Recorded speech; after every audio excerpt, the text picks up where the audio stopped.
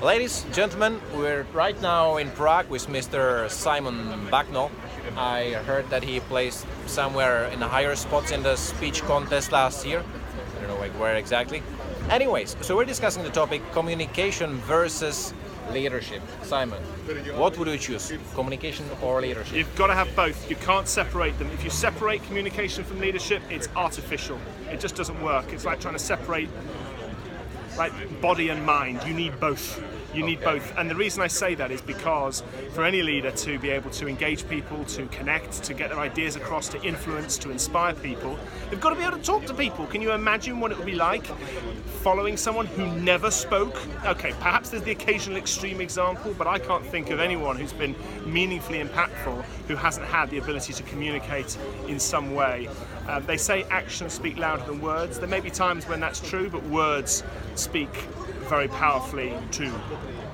Okay, I can imagine the words can speak powerfully. What I'm interested, what if you would have a recommendation for someone who says, you know, I'm not into giving speeches in Toastmasters, I'm really into this leadership track. Well, the leadership track is tremendous. It gives you an opportunity to develop all sorts of skills in different areas, but communication remains as a hugely important part of leadership too. I think if you were to look for an example of where this is true, consider, say, teachers that you learn from at school. Now, for me, for example, the name Julian Ford, I realise won't mean anything to you listening unless you went to school with me. He was the most inspiring teacher of my childhood. I remember him very, very well. He's someone that inspired me to develop a love for history, which is a subject that I went and studied at university. If you think for a moment about teacher, perhaps it's a mentor, it's a family member, it could be a grandparent or a parent or brother, people that have influenced you in your life and have inspired you, I bet you that had everything to do with what they said. It wasn't down to what they wrote, it was down to what they spoke. And I think there's a good reason for that, because speaking matters. Okay, well, thanks Simon, thanks for these words. My last question is, if you had one thing to say to those masters from District 95, that's Northern and Eastern Europe, what would you tell them? I would say do everything you can to get experience of Toastmasters outside of your home club.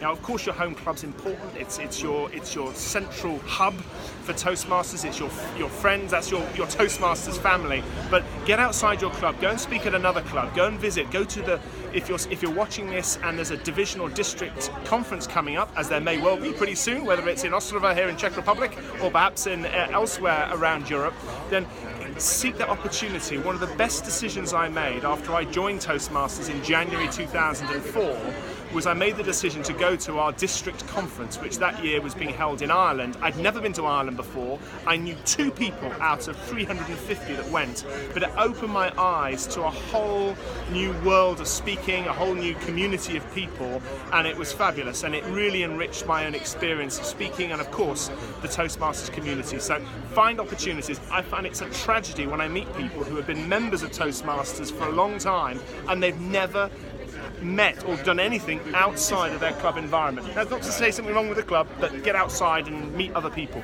Well, sounds like a good suggestion. Now, do you drink beer? Let's go. I'm up for some Pilsner. All right, let's have a beer. Bye, guys. See you later.